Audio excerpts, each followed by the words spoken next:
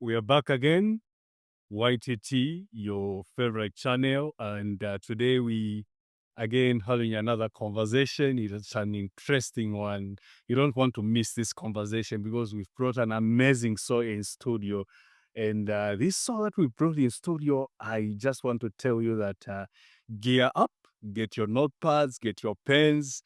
You don't want to miss the nuggets that will be dropping on this conversation, and it's my privilege and rare honor to host this amazing soul in studio today who goes by the name of Ruth Doroba. Welcome to the show. Thank you so much. I'm happy to be here. Yeah, we're so glad to have you here. When I was trying to get to you, I was even thinking, where do I start from? And so amazing how easy it was, eh? I was even thinking, how do I even draft my letter? I was processing because I was thinking it was going to be hard to have you on board, but I was amazed on how just you just responded, just with one message, just responded. And we are here to have this conversation. Thank you so much for agreeing to come. Thank you to you. Yeah. To begin with, maybe let's begin by appreciating who Rose is. Um, who am I? Yeah.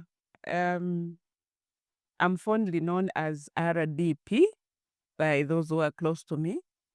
And RDP stands for Ruth Doroba A. Uh, Passionate about life and adventure. I love to travel. And maybe one of the greatest things I've done on this earth is to raise 7 boys who are now men. Yeah. And I am a Christian. I love that part, that I am a Christian. yeah, just to be clear. Yes. Just to be clear. But maybe a bit about you. Where you born from? Where were you born from? Raised and yeah, finally coming to where we actually. Okay. I was born 69 years ago at a hospital called the Chitambo Mission Hospital. Okay. So it was a privileged birth. I was born a twin. I had a twin brother until about 11 years ago. I had a twin brother. Yeah. So let me say why I say it was a privilege, because at the time that the mission hospital was being run by whites, it was Tambo Mission Hospital. So the birth of twins was a very exciting occurrence. So my mother told me that we received a lot of gifts, including a pram. So can you imagine, in the 50s, we were brought up in a pram, and they promised that they would be supplying food formula for us as twins. My father was a headmaster at Serenge, which is somewhere in the northern province. So again, I was brought up in a headmaster's home. So Tenzonkala Kumayadi. At that time, yeah, so basically that is where I was born, and I'm born in a family of 11 others, 8 sisters and 3 brothers. It was a big family. 8 sisters. Maybe that's where I got it. Yes. It was a big one. Mhm. Yeah, it was a big one. Yeah. So, yeah, basically that's how I grew up. I did my first primary school in Serenge, and then I went to Chipembi Girls, Chipembi Girls. For my, you said there, because I mean, says, yeah, yes. And, Girls products. yeah, tips of cheese. And then I went on to do my nursing training at Kitwe Central Hospital, then did my midwifery at Ndola Central Hospital. Let's end there for now. Oh. Quite interesting. Yeah. But then in your intro, as you were explaining about yourself, you said also that one of the greatest things that you did is to raise 7 boys to men. Yes. And I think this is where we just want to, concentrate our conversation Okay. on. But then maybe before we dive into that, Mm. I don't know. I've just got this. I shouldn't say maybe it's a funny question, but it's serious. What motivates you? What keeps you going? Because when I watch you on social media, even at church at the Brentwood, you running, maybe it could be a conference, it could be a music event. There's this energy that you bring in, and against your age, what motivates you? Okay, like I said, I'll be 69 years young this coming October. 6, 9 years, yeah. Yes. Okay. Because I am a passionate believer in the saying that age is just a number. In my head, I am about 18. So I know I still have a lot of energy. And maybe raising up the boys might have given me that thing to say, you've got to keep on. Yeah. You've got to be there for them. And so I did all I could to just make sure that I engage a healthy lifestyle, I do stuff and all that thing. But I think the thing that holds me, it is my love for God. Yes, I love God.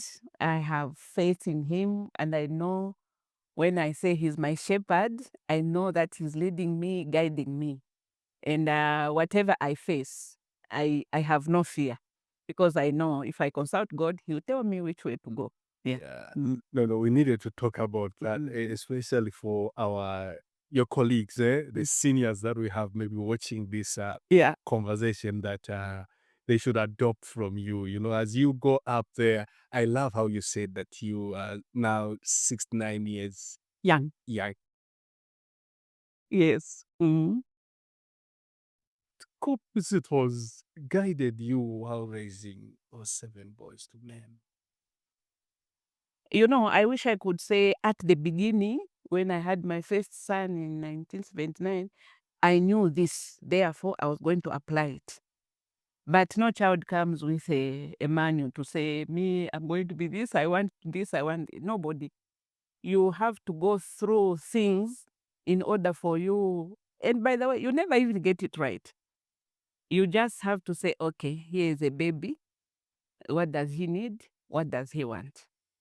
But knowing that I am also coming from a family, I got a lot of values that we had developed in my own family to say, this is how I want to bring up my children when they come. But of course, at child number 1, you are not sure whether it will go on to child number 7 or child number 11. But I realized that looking at my family background, there were 11 of us in that house. And up to today, I don't understand how my father did it. But I know that there was a lot of love in my family. Yeah. There was a lot of, getting together, being together. That togetherness was very paramount in our family. And we were close. Even now, with my surviving siblings, we are really very close. So close that every once in a while, we go on a holiday together. Wow. Yes, wherever they are, we gather together and we go for holiday. And so I tried very much to instill family values, to teach my children that family is important. Family must be kept together. Family must love. Family must stay together. And so there is that different, but teaching them also that acceptance is called. We do not choose our families. Yeah. God chooses our siblings. So you can't say, I want to be with this sister, I don't want this one, I want to be. No, God has placed them in your life. For a purpose, yeah. For a purpose. And so the best you can do for yourself is to say, okay, this is the family that I have. How can I live with them amicably and happily? So that is one of the things I also tried to instill in them. And also a feeling of, those feelings of empathy. Yeah. When we are growing up in my family as Doroba children, my father, not even once in a while, often would come home with a child who he has picked up from one of the classrooms and tell my mother, this child has been hungry, so please can you look after him? And my mother had no choice but to just accept. So it means we didn't grow up, the 11 of us. There were many others who were coming in. And, my mother would just be gracious enough to just accept them. And so I learned from that family is not only just the children that you have, but also the other people who God allows to come your way. And even now, I may, in fact, one time, at church, we were introducing families. So my family was being introduced. And then they said, Mrs. Piri, and Mr. and Mrs. Piri, and 7 boys. And then a lot of other boys stood up and said, who have you left out? Because all of us is our mother. So it means it is easy for me to just, adopt and just bring in whoever my sons have brought in a lot of people, a lot of their friends who still regard me as a mother figure. Yeah. Yeah. But, boys, we are notorious. Yes. There's just, I don't know, but I know that me growing up, I think my mother does trouble raising us boys than my sisters. Because usually there's an age where we reach, we want to control our own things, we feel we are I'm a man enough, even when you're just still a boy. But just how did you just strike a balance between, showing love, but also maintain a firm hand of discipline? Yeah, when we were growing up, like I said, there were 11 of us, but there was a voice that we had, that is a voice of authority, which helped to mold us and to help maintain order even in the home. And so I realized that even in my own home, bringing up those children, there had to be that authoritative voice, which when they ask, why should I do this? I said, because I say so.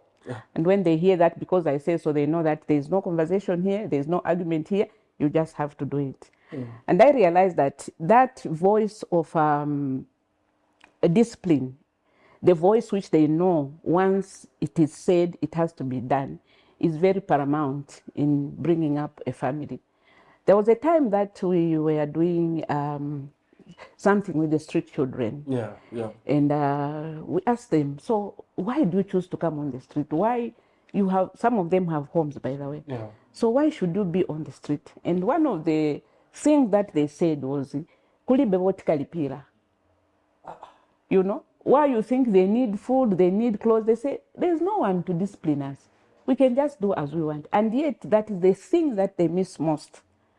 And so you realize that in society also, you are not bringing up your children for yourself. You are bringing up your children as a gift to the world. And it has to be a good gift. Because I don't want to bring up social misfits. Children who, wherever they go, they're told, who are these children? Chase them. No. I would love to bring up children who are accepted socially in society. And so when you instill discipline, and in this modern age, maybe that's so not so profound, but when we were being brought up, the whole village was responsible. If I'm doing something naughty and my neighbor sees, if it is a beatable offense, I'll be beaten. Like we say, and if I go and report again to my mother, another beating will come. So the responsibility and the fear and the disciplinary actions were not left to the parent. They were left to the whole society, because nobody wanted to bring up children who are going, like I said, misfits. And so even in my own little country, little world, I decided long ago, right at the beginning, that these children will not always be with me. They are going to face the world. And if you face the world without having a code of discipline instilled in you at an early stage, you find it hard. Because you grow up, you start work, your boss says, can you bring me that? You are going to argue. Why should I? You can also stand up and go and get it. You're not used to be. Yeah, you are not used to be to be given orders. So in the home, we had to start doing that, to know that they need to know that in this world, when you go, there is such a thing as discipline. But then when it comes with love, it makes it, this is why I referred to the street boys. Yeah. There's no one to give them love. And so they choose to be tyrant. They choose to just do whatever they want. Yeah. But when you give it with love and understanding that what I am doing, it is for your own good. One of the, and then also maybe let me bring up this point that even when disciplining, my personal mantra is that I teach you, I ask you to do something. Therefore, when I'm saying, why didn't you do this? At least you can say, I told you. So whenever we are putting up a code of conduct, so to speak, during the family meeting, we used to agree. I can give you an example. Yeah. When they are now growing up, like you are saying, they are doing all manner of things, we sat down, had a family meeting, and said the gate will be locked at 19 hours. Anyone who comes after that time, they'll find the gate closed. Agreed, agreed. 19 hours is a good time, it's a good time. Yeah. First week was great. Everyone was home, 19 hours, everyone was home. And then they said, maybe they have forgotten. Yeah. So one evening, 19 hours, 2 people were missing. But anyway, we had agreed. So we locked the gate and locked the door. And 1 hour later, we heard a knock. So we said, we are not opening because these rules were made. Yeah. The boys being boys, they climbed over the fence. Then they wanted to come in the house. Then the other friends thought, maybe the key is on the door. They found the snake. Then they came to knock. They have come. I said, no, the door is locked. It's locked. They tried this and they tried that. The windows had burglar bars. They could not get It's in. not me who locked this angel. Yes, it is the angel. And so they ended up, well, boys being boys, the car was being parked behind and then the window did not quite close. Yeah. So they went in the car and decided to spend the night there. Yeah. But here is where the love part comes in. Even us now as parents, we didn't sleep. Yeah. We kept on peeping through the window, checking, are they okay? Checking, are they okay? Checking, are they? So we suffered with them in the punishment, but the punishment had to be done. Yeah. We were checking. Then at 6 o'clock, the door was opened, they came in. They could not argue. They could not say you are being cruel parents because we had set the code. Yeah. And I realized that from that experience, whenever, because I said so came in, they knew that she's not changing her mind. This is what is going to happen. And later on in life, as they grow, they realize that whenever they get an instruction to say this is how these things are supposed to be done, they have a duty to obey or do as it has been said. Yeah. Great. But also maybe let's talk about this one. There is let me pick first. The first one I want to pick. It is nowadays you can't touch your friend's child. Against you growing up, it was the issue of if neighbor see you doing something wrong, they'll correct you just there and then. Nowadays, actually, it's a parent who says, "Me, my child, don't even say a word. Yeah. You can't tell me how to. Where did that thing go? Is it because of the constitution that is coming on board? I don't know. Where did just that thing go? There's something that came up, and I call it guilty parenting. Yeah. In the 50s, 60s, there was a shift now in those who are being brought up in the 70s. Because we went through hardships. Like I'm saying, me, I was privileged because I grew up in a headmaster's home. Yeah. But there were those with less privileges. And the thing was, let me get educated, let me go to school, let me get a good job so that my children do not suffer. Yeah. And in trying to say my children should not suffer, we forgot the discipline part. Okay? So now, these children are born. And then if you say, beat the child, say, the way we were beaten and the way I didn't like being beaten, my child will not be beaten. And so we start failing on the discipline part. And then we are giving our children whatever they ask for. Me, I want a phone, you buy a phone. Me, I want this, you buy this. Me, I want this, you buy this. Therefore, we have extended the area of influence on our children. Because in the secluded home, are making the rules, and they have a responsibility to follow those rules. But when you give them the wider audience, when television is babysitting your child and they are getting things on the phone, they will start arguing with you. They'll start saying, no, but my friends are doing this, why can't I do it? My friends are doing this, why can't I do it? And then at the back of your mind, you are saying, I can't deny my child this because me, I was not given these privileges. But that is at the expense of this child being brought up in an unruly way. And this is where now, even in school, we are sending our children to school to learn discipline instead of the other way around. And teachers are really in a lot of trouble. Just do that one again. I want to get it. We are sending our children to be disciplined at school. The discipline which we can't enforce at home. Yeah. So a child goes to school knowing full well that he can answer the teacher in any way he wants. Because when the parent comes, like you are saying, she's up in arms. You can't beat my child. Me, I've never beaten my child. So, and then the law comes in also to say child abuse. But really, what are we doing? We are destroying a generation. Like I said, one of the greatest needs of any child, it is to have an authoritative voice. This is why in the Christian community, we have the voice of God, which is the Bible. So when the Bible says, thou shalt not, I can't argue. I can't argue, say, no, I'm just going to kill, I'm just going to disrespect my parents. No, why? Because the Bible has said, thou shalt not. Therefore, I'll do it no matter how uncomfortable it is for me. So here is a responsibility that has been given to us as human beings. A very, very big responsibility.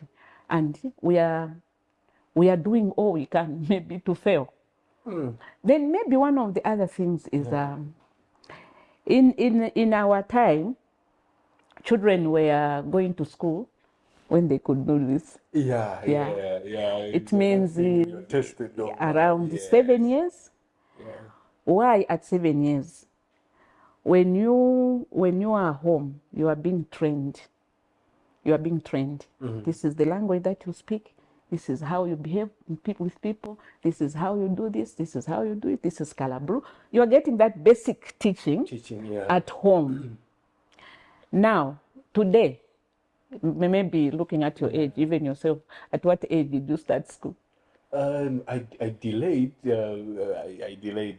I started at 8 years old. So now you are saying I delayed. But do you know that there is a blessing in that delay? Because by the time you were going to school, you knew which was your left and which was your right.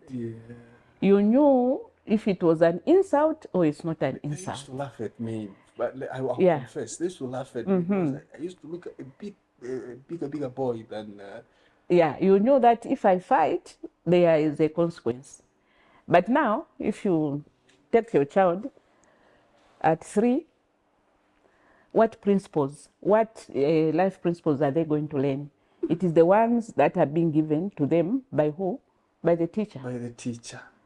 And therefore, this child now will bring things that you have never heard. They will say a language that you have never spoken to them. And you wonder, where did that come? But much more, the transference of the knowledge now can't be controlled. So whatever it is that they are learning at school, because remember, they are not the only child in school. There are those other children who also have an influence on them. Because why? The mind, the computer in the mind has not yet been set. The computer in the mind is set at 7. So whatever values, whatever things you learn by the age of 7, that is what will carry you in life.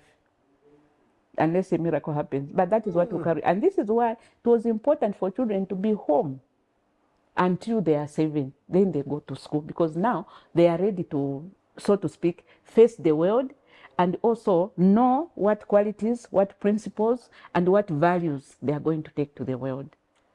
So now when you take them too early, there's too many teachers There's too many teachers teaching them. Yeah. Yeah, they don't know what to keep and what not to take.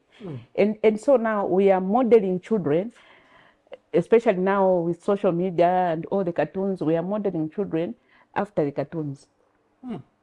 Okay, you are modeling children after the cartoons, and because they are still their brain is still being, like a computer, you are still feeding it to know what it will be taking out. That is what they'll be giving out to the world. Yeah. And so what does that bring to the table? We have now this generation who we can't understand. Yeah. They can't handle, there's no resilience. They can't handle problems because the only challenges they have seen are those on TV. Have you heard the child shouting, no, you hide, he's coming. Yeah, yes. But there's no solution because there's no response from there. And when they see that that person does not hide and is hit by a car, what is being recorded here is that problems cannot be solved. Oh. And so they grow up, they get into their teenagehood. They don't know how to handle the pressures of life. What happens now? They start responding to society. Just have a drink, just have a smoke. And so we are going into this downward trend. And what happens? The very child you said, I want the best for my children. Now you are going to be spending time, taking to counselors, to rehabilitation centers, etc., etc. Yeah. And much more so when they go and are influenced by their friends at school. They have no base to respond because they don't have one. Yeah. They have no base. They're saying, no. For me, my mother, if I do this, she will not be happy. No, at our house, we don't do this. There's nothing like that. Yeah. Because even at our house, anything goes. Yeah. Mm-hmm. Wow, great. I love what you talked about, but also maybe in the same vein, let's talk about the corporate world now as a parent. Okay, your work schedule. Again, it's time for children. Yes. Nowadays, there's this, you have to push in the corporate ladder, but also you have children at home, and at the end of the day, you end up taking them to baby class because you have to maintain a position at work. I don't know, what message do we have now for parents that are struggling to make a balance between work but also the children at home? And today now that even women now, it is what is on board now, women have to work, have to also to ascend the corporate ladder. I don't know, how do we just strike a balance? Should parents that work not have children, or should they have children, but when they have children, how do we just navigate this? Unpopular as this may sound, if you don't have time to bring up a child, don't have one. That is how serious it is. If you don't have time to say, I will sacrifice 5 years to bring up my child, don't have a child. And because, children are a gift from God. Yeah. And the reason why we as human beings, we are allowed to have children, it is because that is the plan of redemption. God could have just said, let there be 2 million people. And it could have happened. We would have all been at the same age, growing until Jesus comes.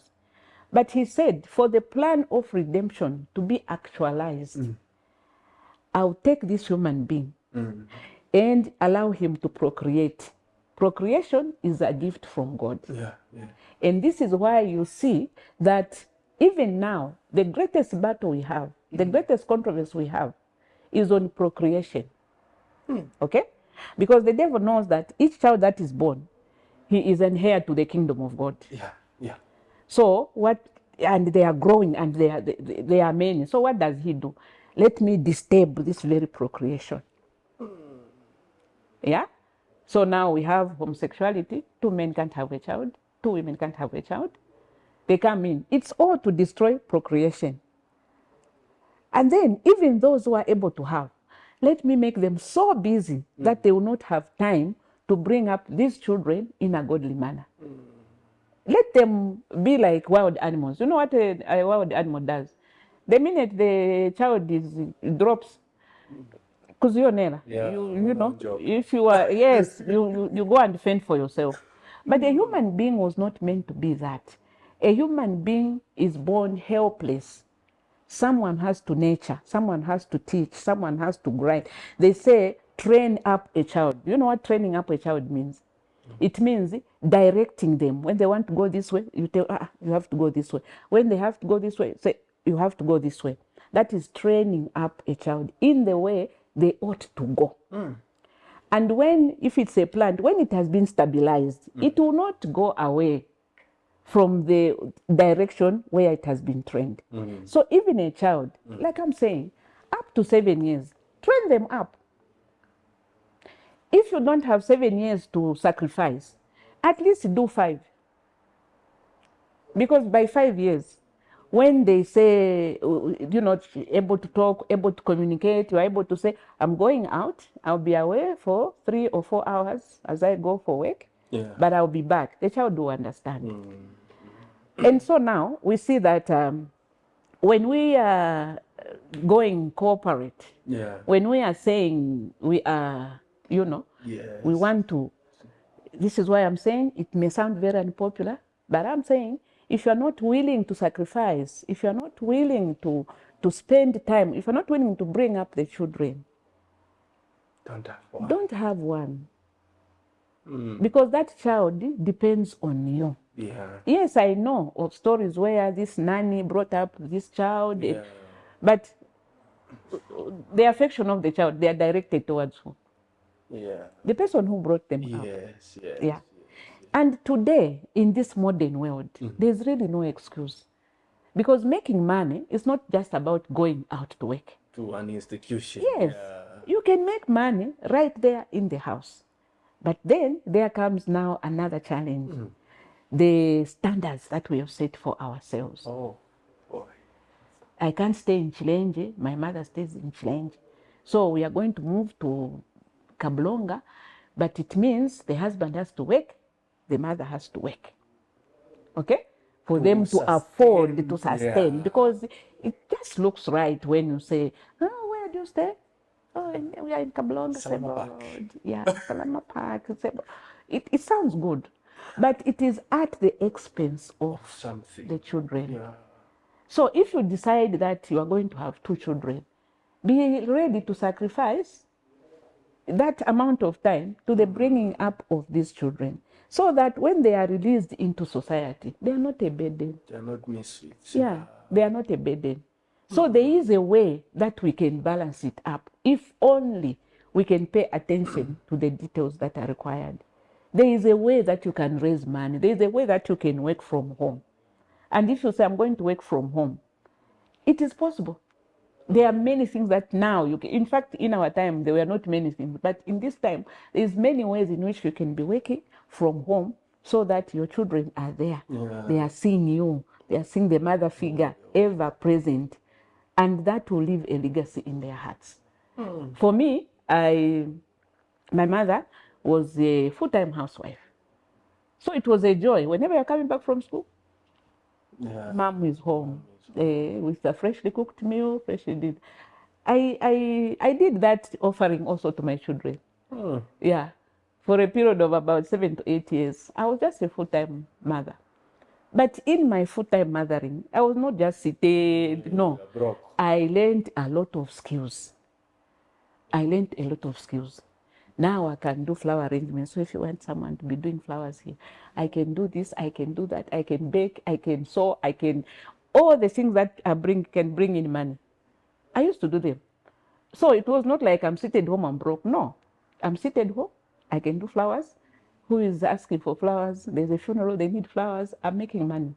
And this is why I'm saying, really, as mothers, we have no excuse. Let's find time to bring up those children who we are bringing into the world. There is no excuse. Great.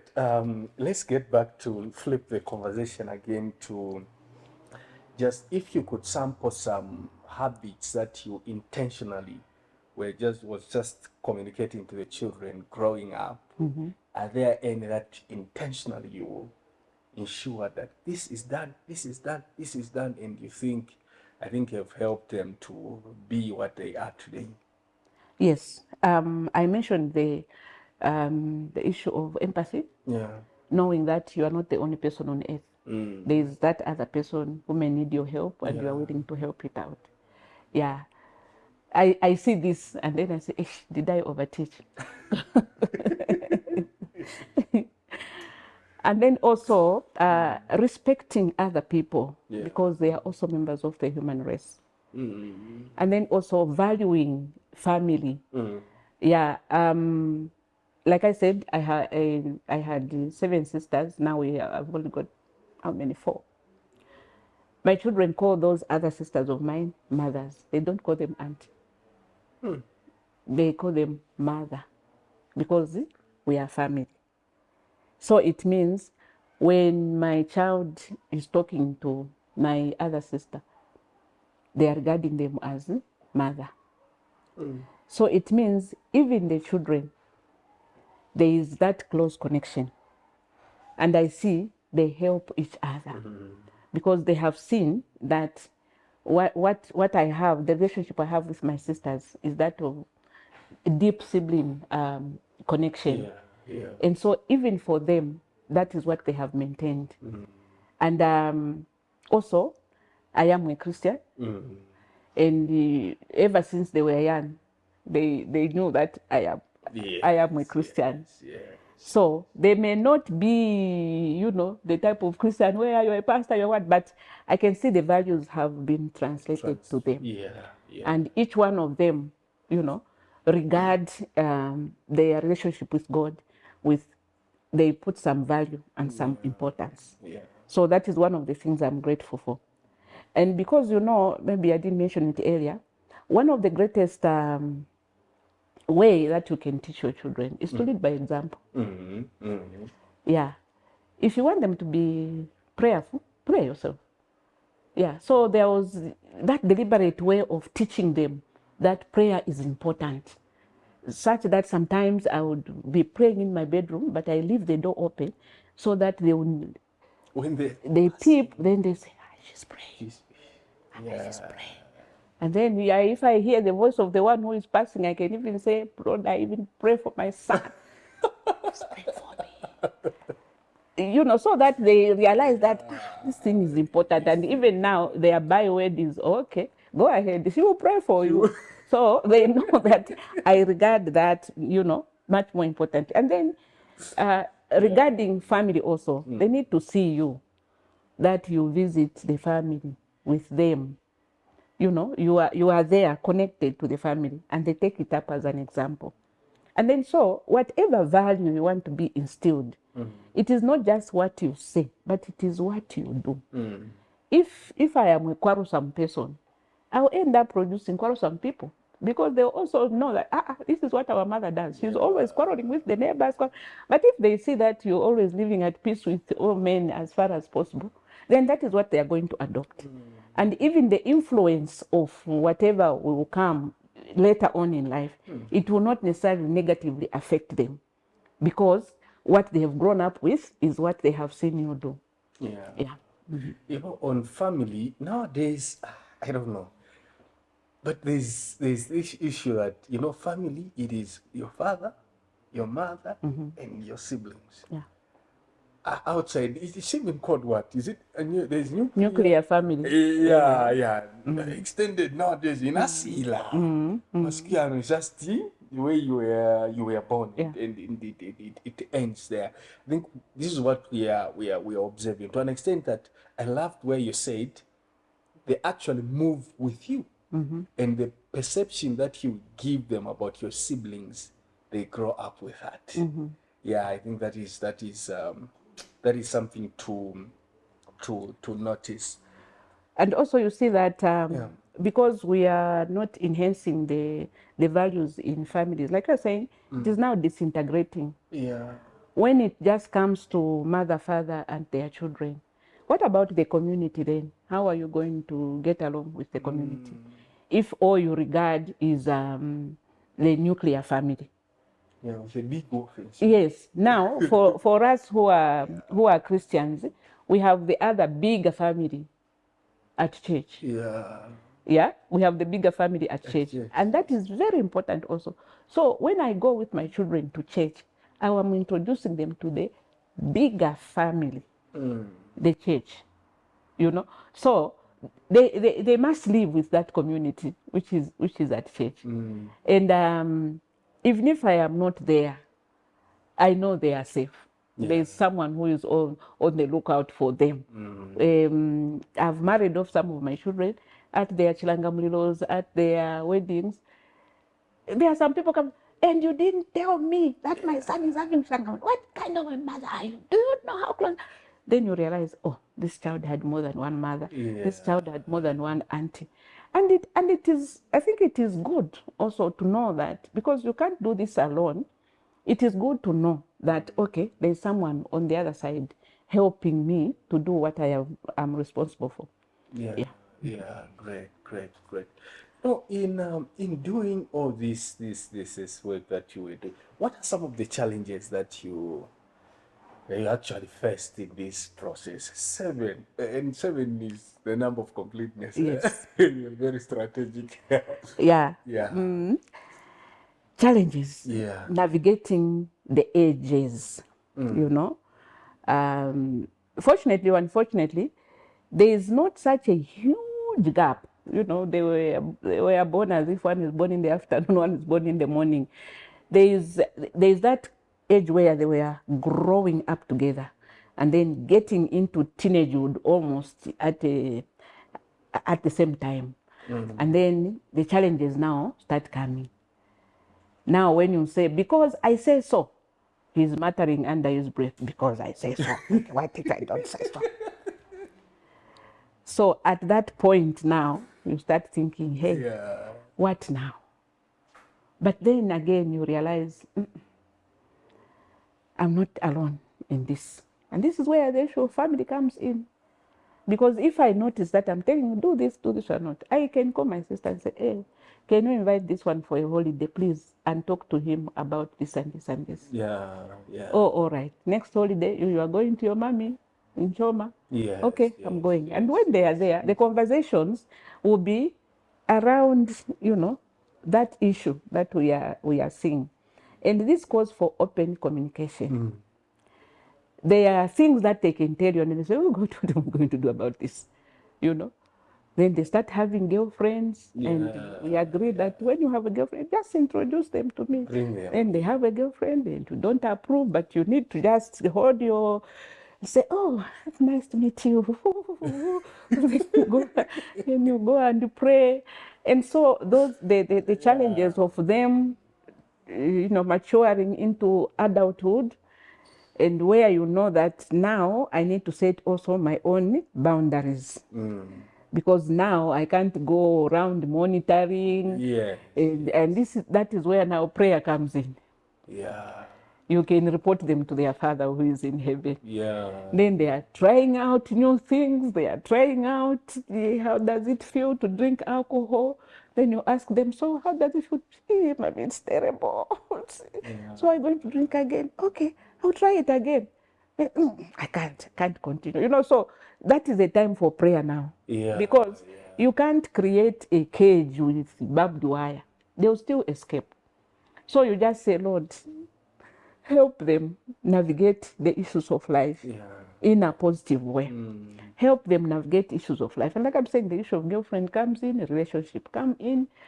I could open a page, ex-girlfriends association of Mrs. Piri, you know. So you see that all those, like I'm saying, the challenge comes when you have to draw the boundary and say, okay, even if I hear that this one's going through this problem, I can't barge in. I have to step back and wait for them to come and ask for guidance. I think that is the most challenging thing, to hold yourself and say, okay, in this one, I'm going to hold myself until they come and ask for help.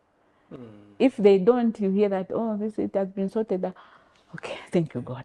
The only thing you can do now is to to pray. But of course, if it's a a very bad thing, you need to intervene. engage. But there are certain issues like looking for a job, looking for this, doing business, what.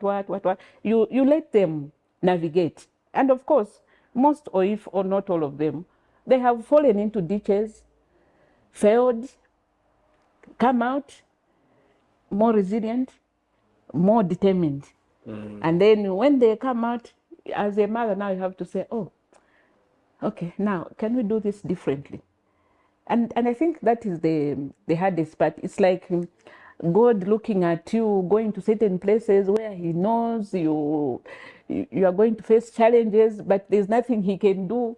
A mother sometimes is like that. The only thing you can do is pray for them. Yeah. Pray for them. Ask your friends, please pray for my son. Please pray for my son. He's going through this hard decision that he has to make. And that has helped a lot. Yeah, I'm telling you, without God, without that part of my life, the spiritual part of life, I don't know if I would have managed. Yeah, I don't know if I would have managed. Yeah. You know, I love what you. Maybe the other thing also that we want to talk about, as you were talking about the challenges, you talked about the issue of now, spacing them, but also there comes a time when they are actually in the nearly the same age group. At a time now when this one is demanding for this one is demanding for that, but also just the skills of making each one feel that they are counted. Without usually children, we start noticing that it's like and now as you don't want to hear that. How do you just navigate that thing of avoiding that this one feels more cared for than this one? Okay, early in our upbringing, the children, I realized that could be the case, because even in the home where I grew up, to say, mother loves this one, my dad loves this one, but it was not the case. We were almost treated the same, but still those feelings come in. So I devised a method where we had a secret date. Okay. Where I would tell one to say, on Wednesday, we are going, I would mention Marapodi. So if they ask you, tell her that I'm escorting mommy to Marapodi. But then it is just going to maybe a restaurant. Yeah. You buy a drink, you buy some food for them, and then you have this conversation. So what is it that you don't like about me? And through one of those conversations, one of my sons told, Mommy, I don't like the way you buy us clothes as if we are school children. Me, I don't like the jeans. I don't like the T-shirts. You must ask us what you want us to buy. What we want, not just buying as if you are buying. For you love us as your children, so you shouldn't be buying, because I'll just go in a shop, Just buy jeans, different sizes, buy things, and then dump them there. Say, try them out. I don't like that. Then, Mommy, I don't like the soap that you buy. Me, I love a nice soap. I don't even like Vaseline. I said, those are the needs of this child. Okay, thank you very much. So the next time you want to go shopping, you remember to say, the needs are different. So early in life, I learned to treat them as individuals. And this is why I say bringing up 7 nations. Yeah, it's not 1 nation, it is 7 nations. Knowing that this one has got this need, this one has got this need, through those private outings that we could have. I learned who loves what, who loves this, who loves that, so that even when we are eating at the table, you shouldn't assume that everyone wants chicken. Yeah, there is one who said, me, I don't like chicken. And you are cooking it every day. I don't like it.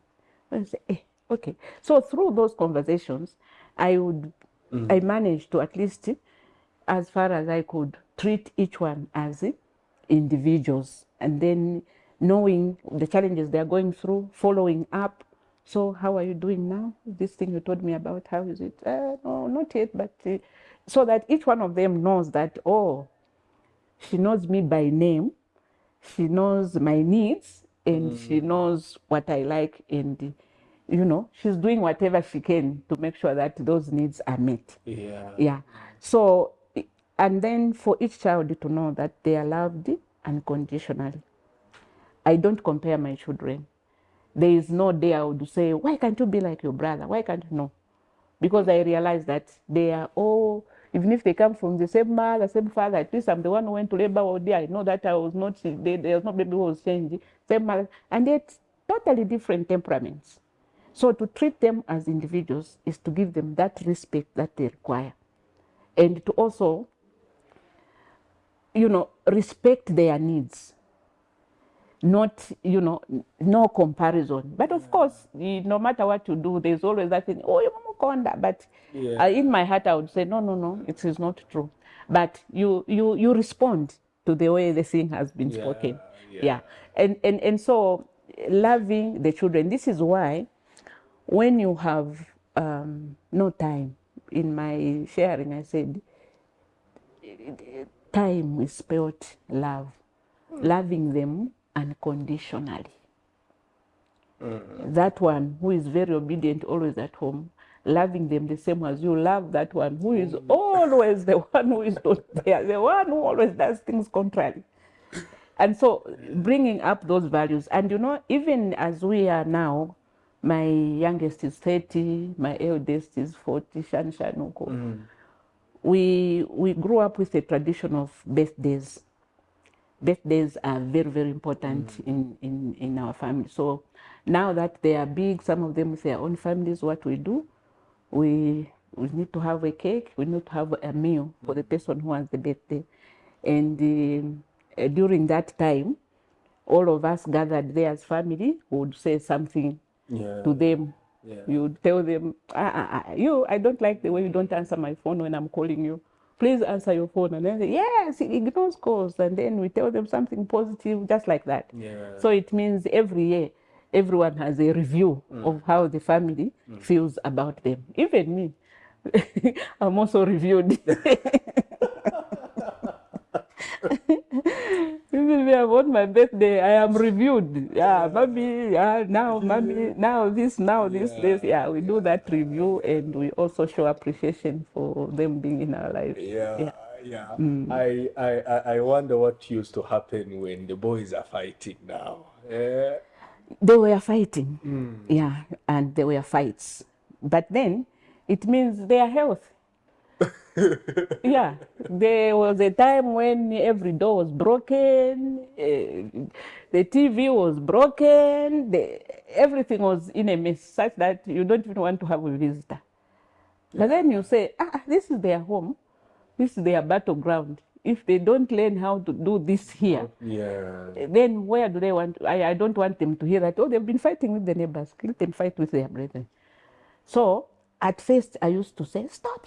Then one time I was hit. I said, as long as no one dies, let it be. Because even because of that sibling fight, even them, they are careful to say, I shouldn't go beyond this. Because it's just a fight of saying, you sat at my table, fights, you hear things flying, and then you just say, okay, is someone crying? Okay. Is there blood being shed? Okay, it's safe. I come out. So who started the fight? Because when I come out, who started the fight is not important, but they're also going to get a beating, all of them. The one who has been beaten and the one who started the fight. So now they would know that at the end of this, if she hears about it, there's also going to be another beating. If I'm on the right side. But I wouldn't say it was a bad thing, because I knew that out there, they were standing up for each other. There is no one who could go and beat the brother when the other brother is watching. They would go and defend their young brother, who they were beating at home. So in a way, it is. And then when I monitored those fights, I realized that those who were like number 5 and number 6, they will fight. But 6 will not fight with number 4. They are friends. 4 would fight with 5, but 6 will not fight with 4. So it's something I learned. So it meant that now, how do I cement these friendships? So if you have to send them on an errand, let them go with the one they will fight with, so that they learn to get along. For example, you would say, you are cleaning the outside, the two of you. Then they look at each other.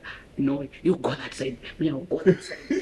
We're just trying to cement that relationship to say, if you don't get along, you must get along because you are brothers. Yeah.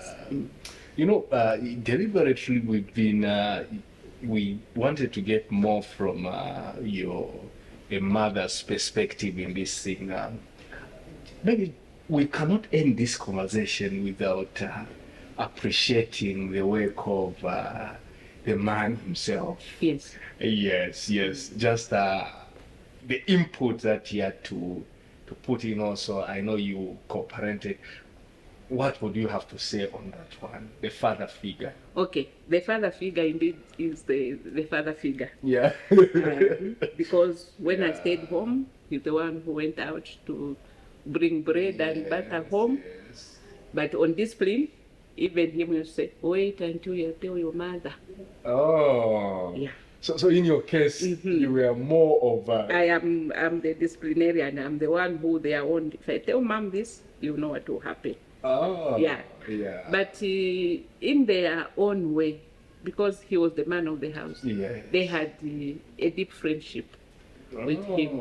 Yeah. And unfortunately, this coming May, we are celebrating the first anniversary of his passing. He died last year around this time. And even in the way they have been processing mourning, you can see the effect that the father had on them. Yeah. For some, it has been silent grieving. For some, you can actually see that this one is missing their dad. For some, it is like that. But all of them have processed it in a different way. But I see that these children, they love their dad. Yeah. They were close with him. Yeah. You know, your life is that deep that if again we begin to dig deep into that one, it's another field. But for now, for the sake of this conversation, you would not get into intricate details on that one. What's some of the common mistakes that obviously you might have made, or you still see other parents make in the process of parenting? Yeah. I think maybe one of the greatest mistakes we make as parents is to think we are experts. We are not experts. And each and every child brings you new experiences which you might not have experienced with the other children. Yeah. And then also what I mentioned earlier, saying, because my life was like this, I want my children to have what I didn't have, at the expense of you bringing them up with values that they're going to treasure in their lives. I think that is the greatest mistake that we've made, because I've seen even young mothers at my church. Yeah. And they will let their child go, and they say, why can't you? And they think, this one is difficult. There is no child who should be difficult. It is up to you now to set the standard and the boundaries which this child can. You remember that in us as mothers, some of us, when you are even at church and your mother looks at you, straight away you know that here I have to behave. But this time, even when you look at them, they will even look back. look back at you and say, what can you say? I think we are losing grip on our children. A child needs to know that there is a voice of authority. A child needs to know, because that is an expression of love. You can't, even if we were reading in our study guide that when Adam and Eve sinned, God put cherubims to close off the Garden of Eden, so that they don't go back to do what? To eat. To eat of the tree. Yeah, that was love. Because he said, if they keep going back, the damage will be more. Perpetuating sinful lives. So he closed off Eden. But later on in Revelation, it's opened up. We can eat from the tree of, Life, of good and evil, because now our senses will have developed that, will have that intelligence to say, I will not do this. Even if no one is looking, I will not do this. So if we leave the upbringing of our children to chance, it means we are losing this generation. We are losing this generation. Look at the issues of drugs, alcoholism. Now you are calling them majunkie. That child, when they were born, someone celebrated and said, it's a boy. They were happy. Where have they gone? Those who celebrated the birth of that child, where are they? So it means someone along the way did something, and they have not yet gotten the grip of, getting back their children. And then because of this now free social life, unfortunately now, there are many children who are being born out of wedlock, who have no identity. Yeah. And when you don't have an identity, you are already lost, because you're going to start regaining it in some way. Maybe through alcohol, maybe through humanizing, maybe through other social, behaviors that do not fit into the society. And so we see that when we lose hold, I mentioned earlier that have time for the upbringing of your child. When you have no voice to use to speak to your child, this is where those children, when they come to church, they are seeing their mothers for the first time. Throughout the week, mother has been going for work. But on Sabbath, they are with their mothers the whole day. And so they are wondering, so I can be as mute as I want. After all, this is my mother. I can do this and this. And the mother is at pain because they don't know what pacifies this child. They don't know what this child likes to eat. They don't know why this child is behaving like this. But the child is excited. The mother is with me the whole day, So they will display that behavior to maybe to appreciate or to say, where have you been? And this is why I can repeat, if you have no time to sacrifice for bringing up your child, don't have a child. Oh, wow. This conversation, I know production is saying we should be winding up. It's already time. Yeah, but I really hope we can get more and more and more. What are some of the words that obviously you want to say to parents out there, to your colleagues, you see, that you just feel they should be said? And also maybe there's something that you feel we cannot leave this table before we talk about it. Please give me that. I'd love to say parenting is a gift from God. And the way we treat parenting is, should be the way we treat any other gift that comes from God. And like I think I mentioned that the reason why God allowed human beings to have babies is because the earth can be filled according to his counting to the glory and honor of his name. And it is a reproduction to fill the earth. When we know that it is a responsibility that has been given by God, and this is where, even where children should come from, it is a premise of marriage. So if you have a child in marriage, bring up that child so that God can look down and say, glory and honor. Because one day, when Jesus comes, when we get to heaven, there is a question that is going to be asked for each one of us. I gave you children. I gave you a flock. Where are they? What will your answer be? You can't say, no, Lord, everyone got lost. That answer is the one that should say, let me stop work for 2 years. Let me look after this child. So that when God asks me, where is the beautiful flock that I gave you? You'll be able to say, they are here with me. Or even if you're not able to say they are here with me, you would say, Lord, you saw, I tried.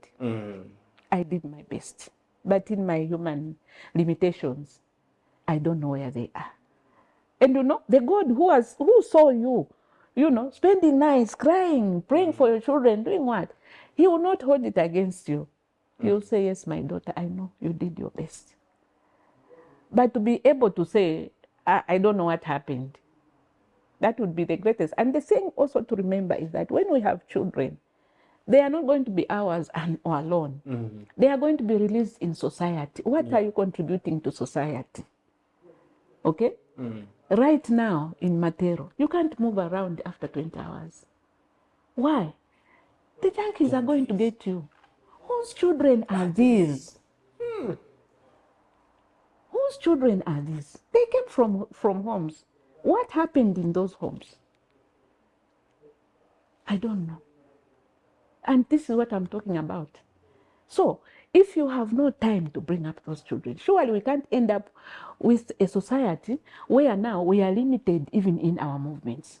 Now you have to put a lock, and dogs, 6 vicious dogs, which sometimes may end up biting even you, and then big locks on. No. Eh? Yeah. And these people, these children, they are coming from somewhere. They are coming from homes. What has happened to the family unit? What has happened? Something has gone wrong. And so it is for each and every person to take it upon themselves as a responsibility to say, we can't destroy humanity because I want to be getting 10, 20, 50,000 kwacha per month. So I would rather go for work, earn my 50,000, and then leave the child with a child mind. No, we need to start making those sacrifices to say, all the children who have come from my household, I'll make sure that they are useful in society. And once we do that, you'll see there will be healing in the nation. Yeah. But now we have, if you go at any, like Mandahill and all these other places in the night, who are you going to find? Teenagers. Where are they coming from? From homes. So what has happened in those homes? We have lost it somewhere. We have let go the grip, the responsibility that God has so judiciously given to us. With a loving heart, he said, they are able to have children. They are able to bring up these children. But we have failed him. Yeah. And we are paying the price. Yeah. Unfortunately. Well, thank you so much for the time, and it's been amazing having you here. It's been amazing really to just sit here and listen to the nuggets that you were dropping, and I really hope that we'll have again another time to sit here and continue this conversation. And to you, our viewers, there you have it. This has been YTT, and by the this time now, I think I have to. It cannot just be Ruth. It has to be Dr. Ruth. let's admit that. So it has been amazing having you here. Please let us know what you think in the comment section about the conversation that we had. If you have questions, please just drop them. You might be lucky. She will also be checking in to respond to some of your questions. Till we see you again, I've been your host, Derrick Munyinya. Bye.